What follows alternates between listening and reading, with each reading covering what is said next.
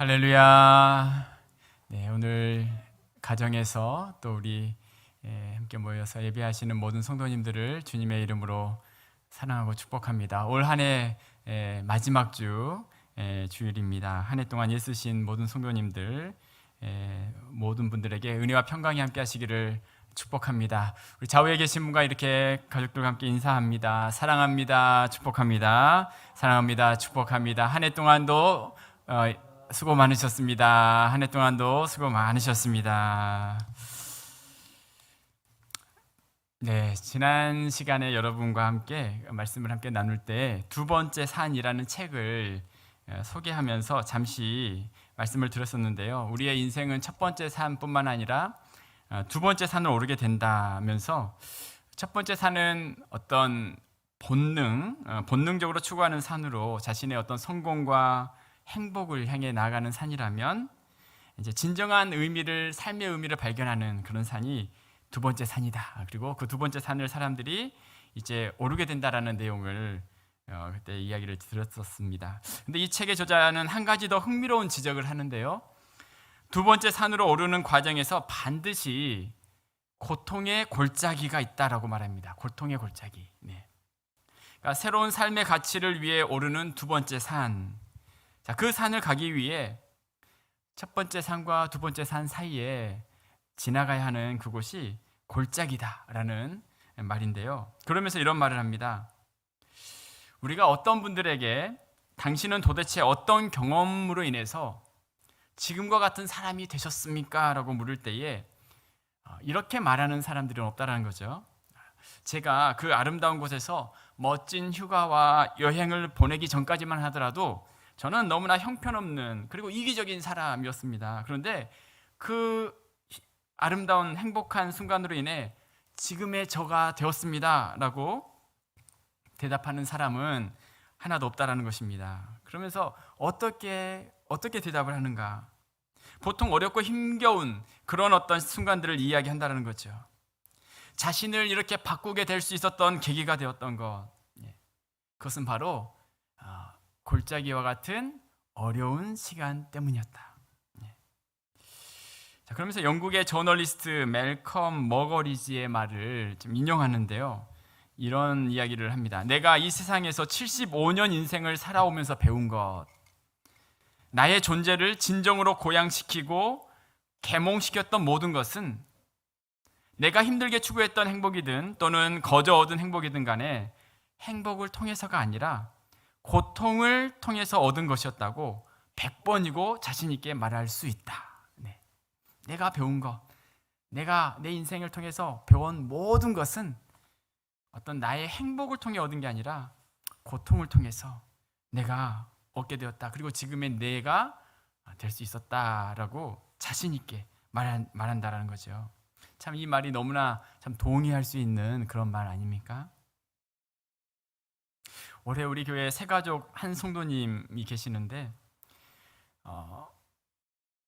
아내의 소천으로 인해서 신앙생활을 하고 계시는 분이 계십니다. 그 여자 성도님도 우리 교회에서 신앙생활 하신 지 얼마 되지 않았던 분이신데 이렇게 소천을 하셨고 그게 계기가 되어서 한 번도 교회를 나오지 않으셨던 분이었는데 교회를 나오게 되고 또 신앙생활을 하고 계십니다. 그분에게는 정말로 이 고백이 너무나 분명한 자신의 고백이지 않겠습니까?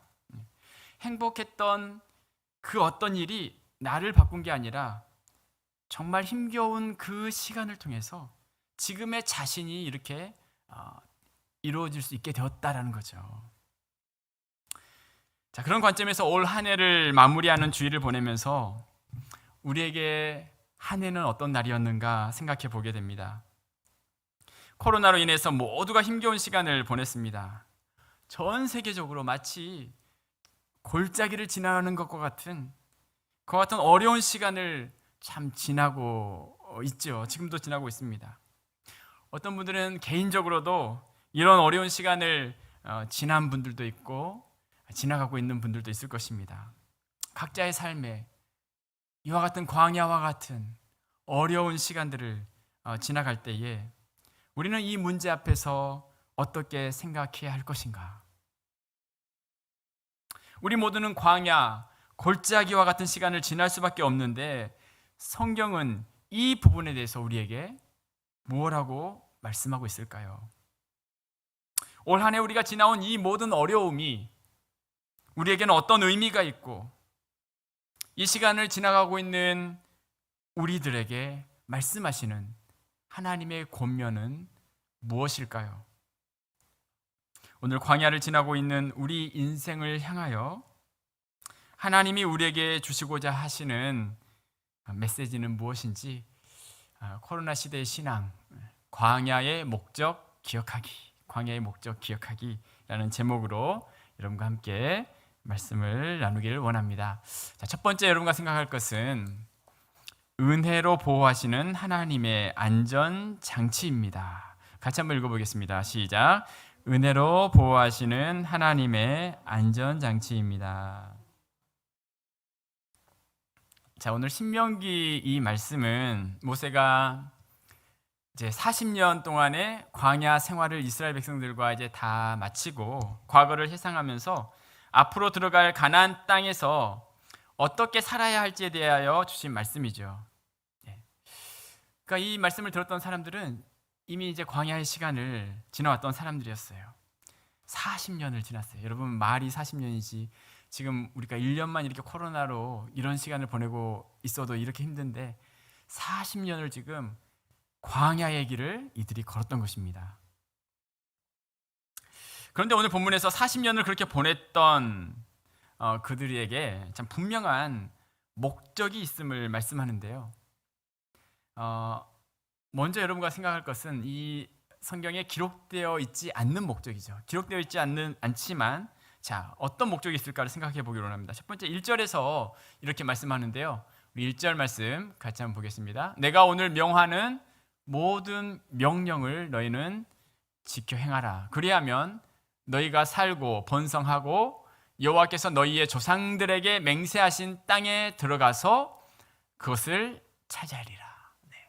내가 오늘 명하는 모든 명령을 지켜 행하면 어떻게 된다는 거예요? 네, 너희가 살게 될 것이다. 살게 될 것이다. 네. 가나안 땅에 들어가서 이들이 살 수 있도록 하는 하나님의 명령을 1절에 하고 계세요. 자, 가나안 그 명령대로 너희가 살아가면 놀라운 축복을 받을 것이다 라고 말씀하고 있어요. 자, 그런데 하나님이 이들을 보시기에 정말 앞으로 이들이 가나안 땅에 들어가서 과연 이 명령을 지킬 수 있을 것인가? 자, 11절 이하에서 하나님 이렇게 말씀하고 있습니다. 내가 오늘날 내게 명하는 여호와의 명령과 법도와 규례를 지키지 아니하고 내 하나님 여호와를 잊어버리지 않도록 삼갈지어다. 삼갈지어다. 지금 하나님께서 이들이 앞으로 가나안 땅에 들어가서 살 이들의 모습을 생각을 해보니 이들을 향한 전망, 하나님의 전망은 걱정이 되는 것이었습니다. 부정적이었어요. 여호와를 잊어버리지 않도록 조심하라 라는 거예요.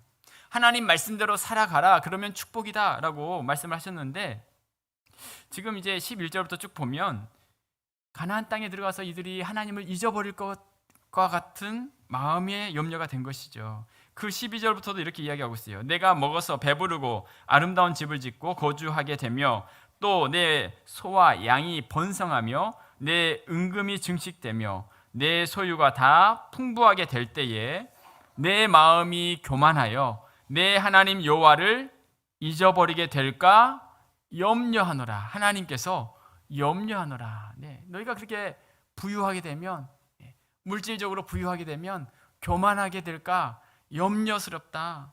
네. 하나님을 잊어버리게 될까 염려스럽다고 이야기하면서 16, 17절도 이렇게 이야기해요. 내 조상들도 알지 못하던 만나를 광야에서 내게 먹이셨나니 이는 다 너를 낮추시며 너를 시험하사 마침내 내게 복을 주려 하심이었느니라. 그러나 내가 마음에 이르기를 내 능력과 내 손의 힘으로 내가 이 재물을 얻었다 말할 것이라. 네. 무슨 말인가요? 가나안 땅에 들어가서 이들이 이거 하나님께서 주신 건데 내 힘으로 얻었다라고 말할 것 같다라고 이야기하는 거예요. 교만해지면서. 그래서 결국 19절에는 너가 만일 내 하나님 여호와를 잊어버리고 다른 신들을 따라 그들을 섬기며 그들에게 절하면 내가 너희에게 증거하노니 너희가 반드시 멸망할 것이라. 네.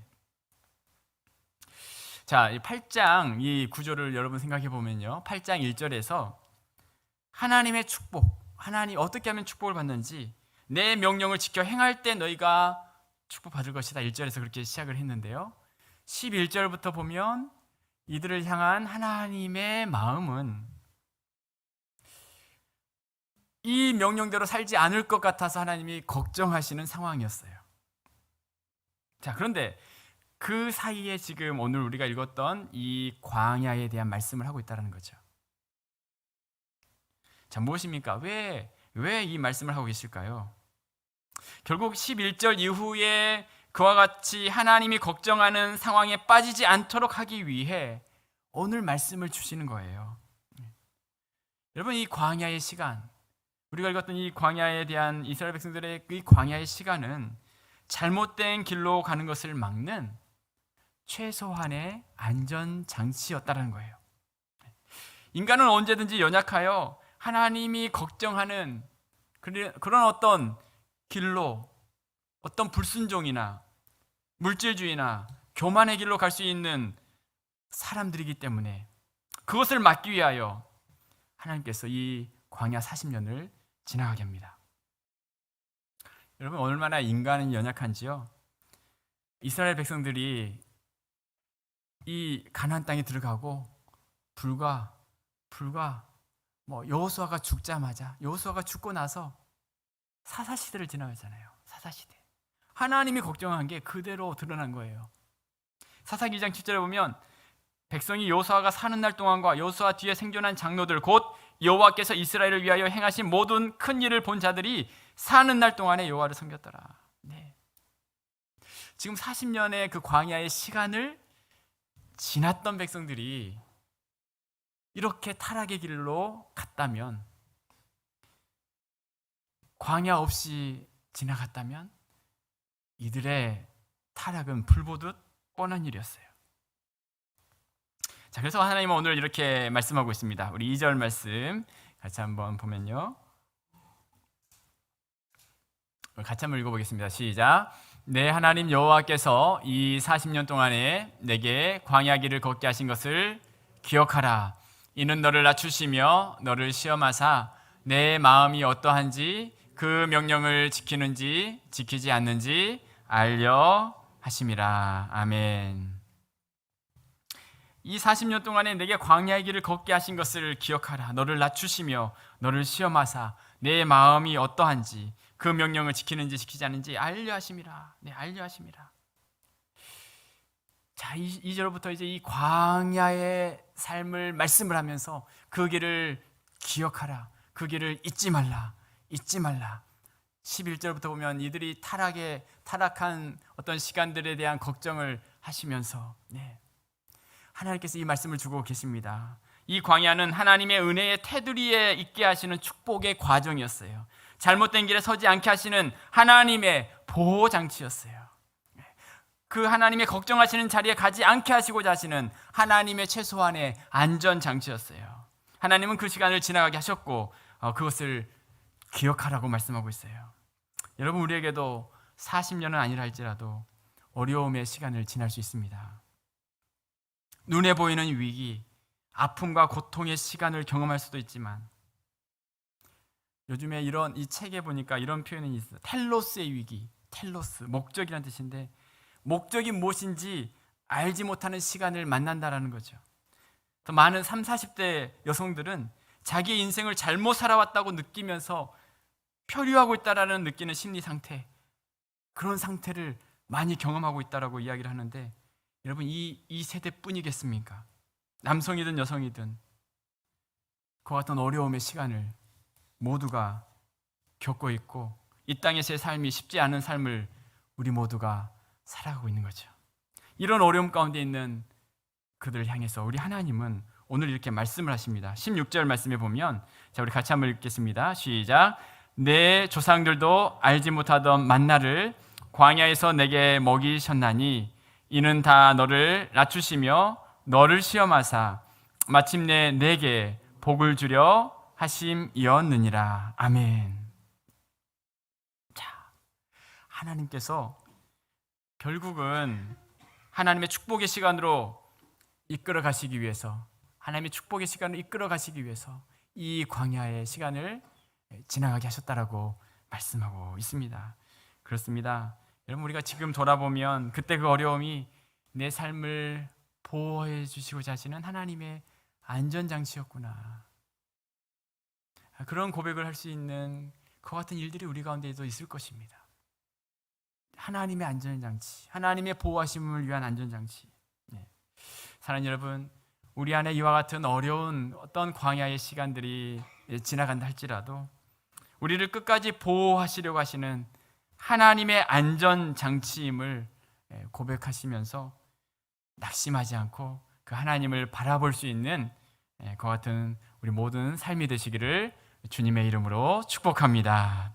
우리 옆에 분에게 한번 이렇게 축복하겠습니다. 하나님의 보호의 장치입니다. 축복하겠습니다. 하나님의 보호의 장치입니다. 네, 하나님의 우리를 더 분명하게 보호하시고자 하는 하나님의 안전장치입니다.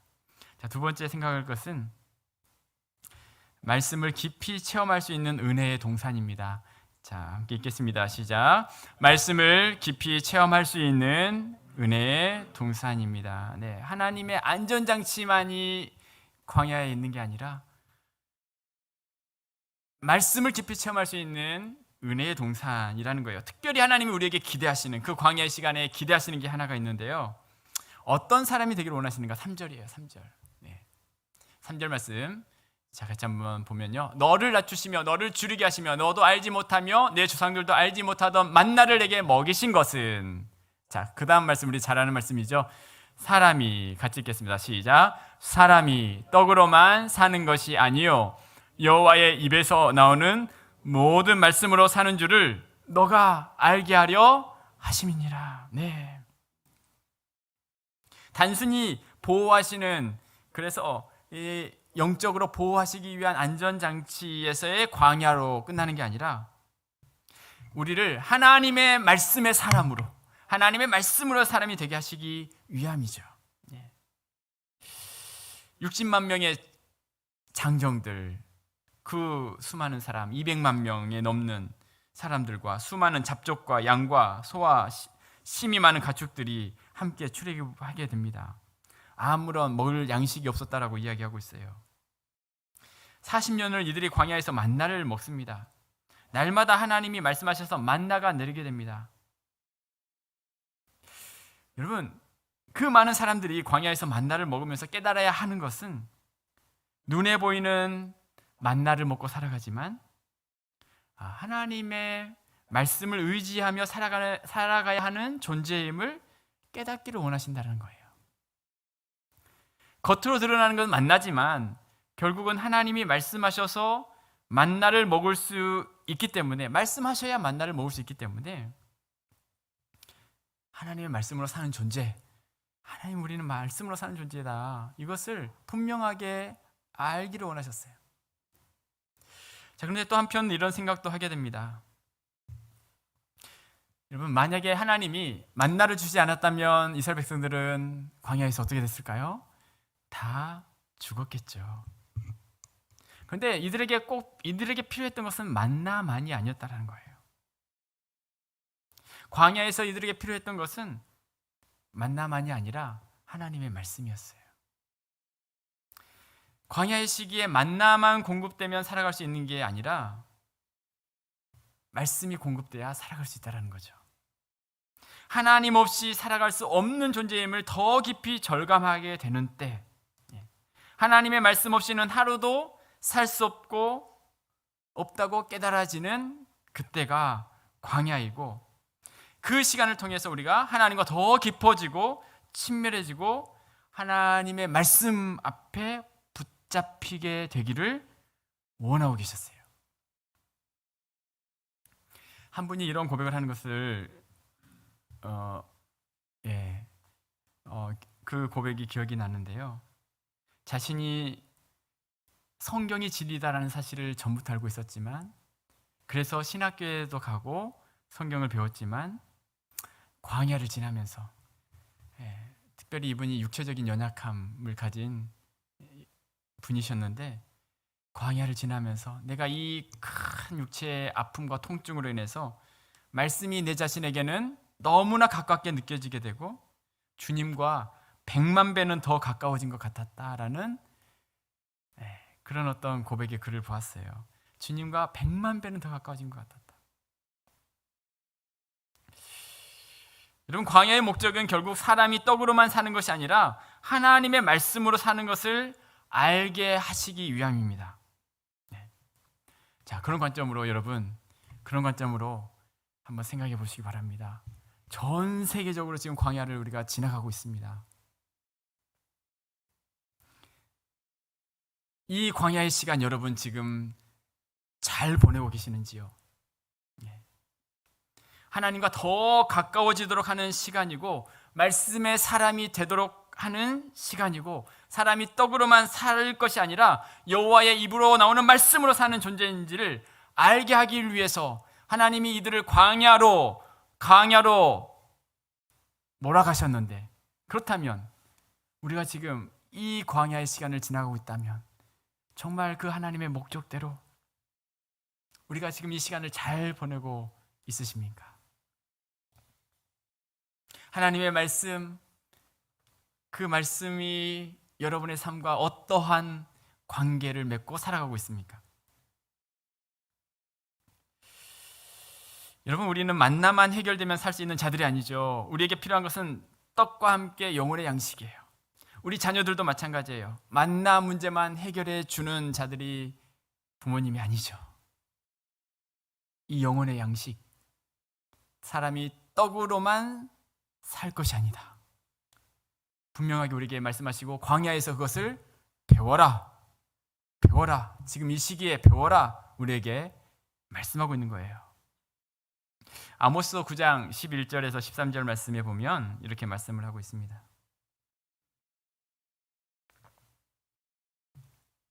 같이 한번 말씀을 보겠습니다. 주 여호와의 말씀이니라. 보라, 날이 이를지라 내가 기근을 땅에 보내리니 양식이 없어 주림이 아니며 물이 없어 가람이 아니요 여호와의 말씀을 듣지 못한 기갈이라. 사람이 이 바다에서 저 바다까지 북쪽에서 동쪽까지 비틀거리며 여호와의 말씀을 구하려고 돌아다녀도 얻지 못하리니 그날에 아름다운 처녀와 젊은 남자가 다 갈아여 쓰러지리라. 누가 하신 말씀이라고요? 아모스가 지금 말씀을 하는데, 아모스 선지자가 살았던 시대는 여로보암 2세로 이세가 통치했던 가장 풍요로운 시대였어요. 자, 그런데 그때 부족함이 없고 화려한 때 아름다운 처녀와 젊은 남자가 다 갈아여 쓰러지리라. 먹지 못해서 쓰러질까요? 아닙니다. 여호와의 말씀을 듣지 못한 기갈이라는 거예요. 영적으로 공급받지 못하면 쓰러지는 거죠. 여러분, 우리는 떡으로만 사는 존재가 아닌 것을 피부로 느낄 수 있는 시간이 광야의 시간이고, 자, 그래서 그와 같이 하나님의 말씀 앞에 붙들림 받고 헌신되어지고 그렇게 살아갈 수 있다면 광야 시간을 잘 보낸 거예요. 그렇다면 광야 시간을 잘 보낸 거죠. 40년이 언제 끝날 것인가는 하나님이 결정하십니다. 하나님께서 그 끝나는 시간은 하나님의 손에 달려 있죠. 중요한 것은 그 시간 동안 하나님의 그 광야의 목적에 맞게 우리가 그 하나님을 의지하고 하나님과 동행하면서 그렇게 살아간다면 우리는 그 시간을 잘 보낸 거예요. 출애굽기 33장에 보면 금송아지를 만들었던 이스라엘 백성들을 향하여 하나님께서 노를 바라시는데요. 33장 3절에 보면 너희를 젖과 꿀이 흐르는 땅에 이르게 하려니와 나는 너희와 함께 올라가지 아니하리니. 너희를 젖과 꿀이 흐르는 땅에 올라가게 하겠는데 나는 너희와는 올라가지 않겠다. 하나님 그 말씀하시는 거예요. 이상하죠? 네. 적과 꿀이 흐르는 땅에 너희 올라가게 하겠는데 나는 같이 안 가겠다. 그럴 때 모세가 어떤 고백을 하냐면 15절에 모세가 여호와께 아뢰되 주께서 친히 가지 아니하시려거든 우리를 이곳에서 올려보내지 마옵소서. 가나안 땅 필요 없습니다. 하나님이 같이 안 가신다면 적과 꿀이 흐르는 땅 필요 없습니다. 먹는 문제, 만나의 문제, 그 모든 거 해결된다 할지라도 적과 꿀이 흐르는 땅이 무슨 소용이 있습니까? 떡으로만 사는 존재가 아닌데, 하나님의 말씀으로 살아가는 존재인데 그게 무슨 소용이 있습니까? 지금 모세가 하나님께 그 말씀대로 그대로 반응하고 있는 거죠. 여러분, 광야의 목적 말씀의 사람이 떡으로만 살지 않는 그와 같은 사람이 되기를 하나님이 우리에게 원하고 계신다라는 사실입니다. 자, 헨리 나우의 목사님이 이런 이야기를 하는데요. 기독교 유명한 저술가이고 영성가인 그 신학교 교수님이셨던 헨리 나우의 목사님이 자, 우리가 기도를 하죠. 하나님께 기도할 때 관건은 고독을 포기하지 않고 계속 골방에 남아 있는 것이다. 자, 잘 한번 들어보십시오. 모든 유혹의 객들이 문을 두드리다 지쳐 내게서 손을 뗄 때까지 그래야 한다.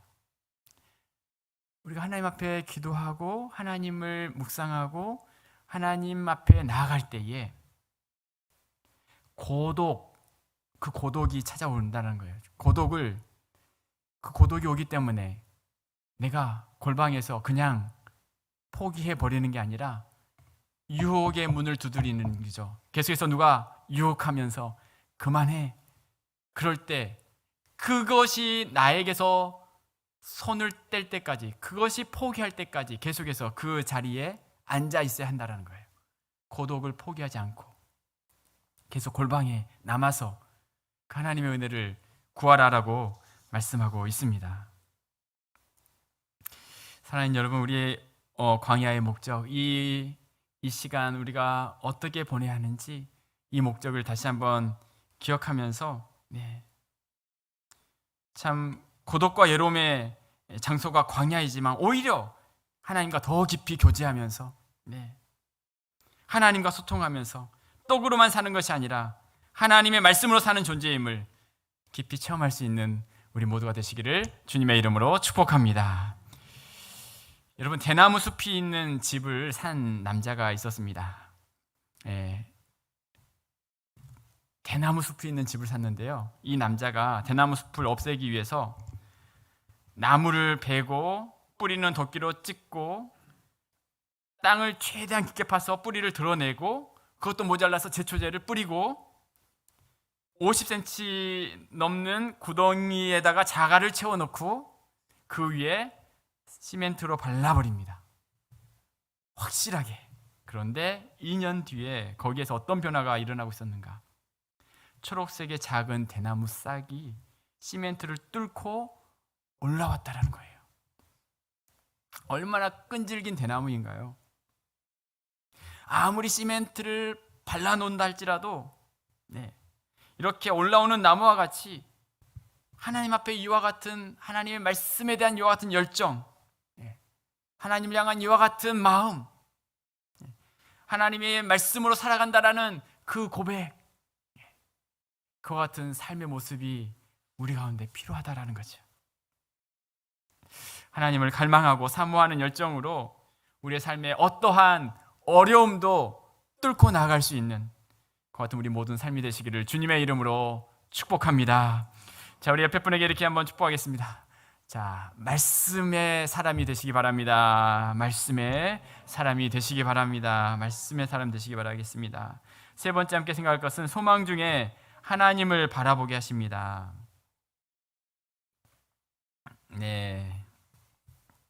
광야는 우리를 말씀의 사람으로 세워가는 곳입니다. 여러분, 말씀의 사람으로 하나님이 세워가시는데요, 그 말씀이 우리의 삶에 작동을 할 때 결국 하나님께 이제 소망을 두게 되는 거죠. 자, 우리 7절부터 10절까지 말씀해 보면 이렇게 이야기하고 있습니다. 내 하나님 여호와께서 너를 아름다운 땅에 이르게 하시나니 그곳은 골짜기든지 산지든지 시내와 분천과 샘이 흐르고 밀과 보리의 소산지요 포도와 무화과와 석류와 감람나무와 꿀의 소산지라. 내가 먹을 것에 부족함이 없고 내게 아무 부족함이 없는 땅이며 그 땅의 돌은 철이요 산에서는 동을 캘 것이라.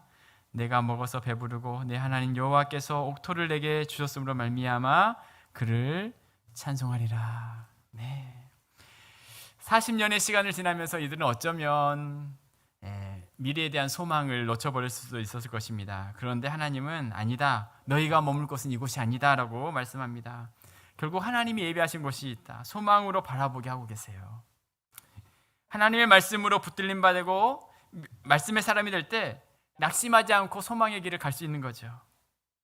어떤 절망스러운 상황에서도 소망 되시는 주님을 바라보는 것입니다. 자, 그렇게 할 수 있는 이유가 뭐냐면 4절 말씀 우리 같이 함께 읽겠습니다. 4절 시작. 이 40년 동안에 내 의복이 헤어지지 아니하였고 내 발이 부르트지 아니하였느니라. 네, 이 40년 동안에 하나님의 더 섬세한 손길을 경험했기 때문이에요. 여러분, 어떤 사람이 옷을 만들면 40년 동안 옷이 헤어지지 않고 발이 부르트지 않겠습니까?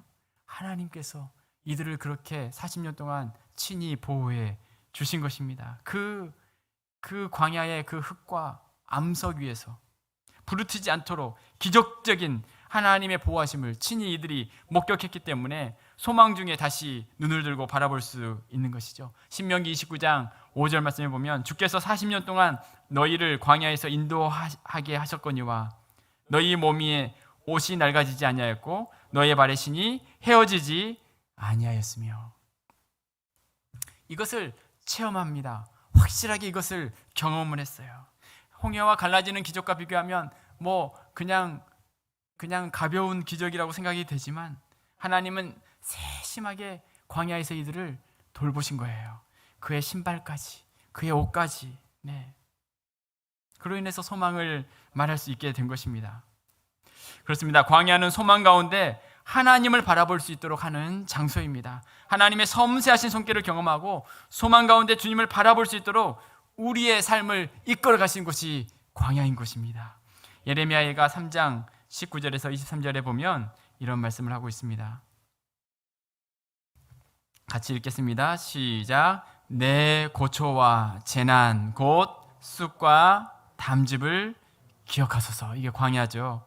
내 마음이 그것을 기억하고 내가 낙심이 되오나 이것을 내가 내 마음에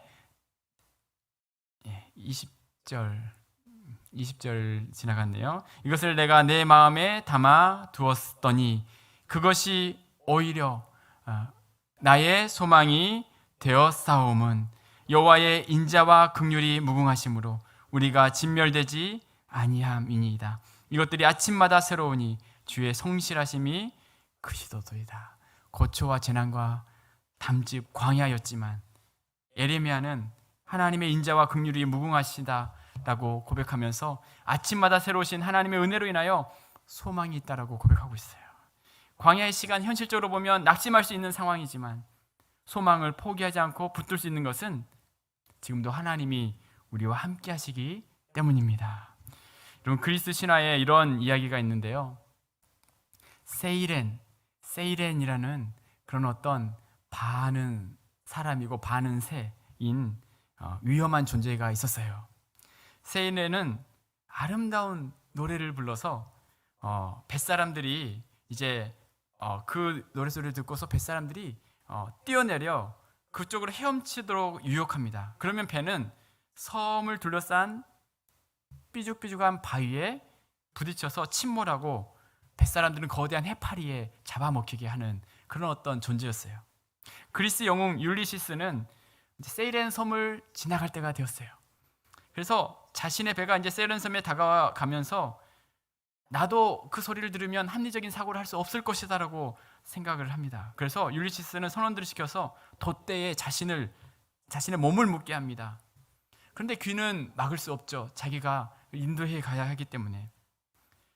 이제 세이렌이 노래를 부르자 율리시스는 뛰어내려 그쪽으로 가고 싶은 지독한 그 갈망에 사로잡히는데 이미 그의 몸이 이렇게 묶여 있었던 거죠.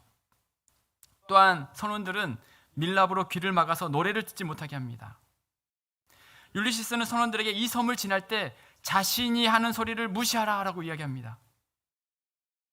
그래서 세이렌의 유혹의 소리를 듣고서 자신도 그곳으로 가려고 했지만 자신의 몸은 묶여 있었고 선원들의 귀는 막혀 있어서 그 섬을 무사히 통과할 수 있었다는 거죠. 여러분, 광야에서 우리의 소망을 끝까지 붙드는 것은 쉬운 일이 아닙니다. 이 세이렌과 같은 우리를 낙심하게 하는 수많은 소리들이 우리 가운데 들려옵니다. 그럴 때 우리는 우리의 몸을 어디에 묶어야 할까요? 하나님의 말씀에 우리의 삶에 우리의 몸을 묶어야 거기에 우리의 삶을 정말 고정시켜야, 내가 거기에 뛰어들고 싶지만 뛰어들지 못하도록 말씀으로 묶인 바 되어야 그곳을 소망 가운데 지나갈 수 있다는 거죠.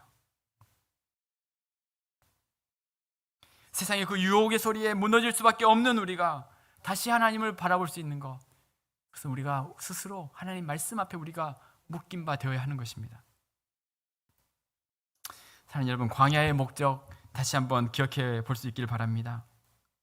어려움의 시간이지만 그 모든 시간 하나님이 우리와 함께 하셨습니다.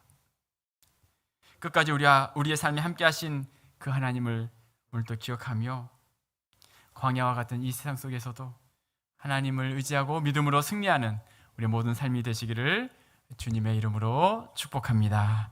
우리 옆에 분에게 이렇게 축복하겠습니다. 하나님 말씀 붙들고 승리하시기 바랍니다. 하나님 말씀 붙들고 승리하시기 바랍니다. 아멘. 기도하겠습니다.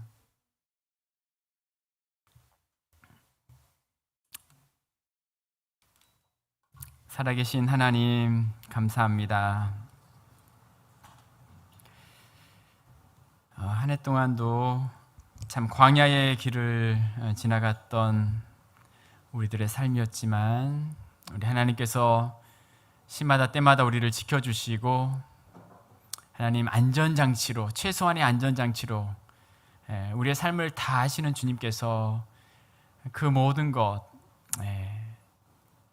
보호해 주시고 안전하게 또 우리의 삶을 그곳을 또 지나가게 하시면서 하나님 말씀의 사람이 되도록 하나님 우리를 그렇게 인도해 가신 줄로 믿습니다. 하나님,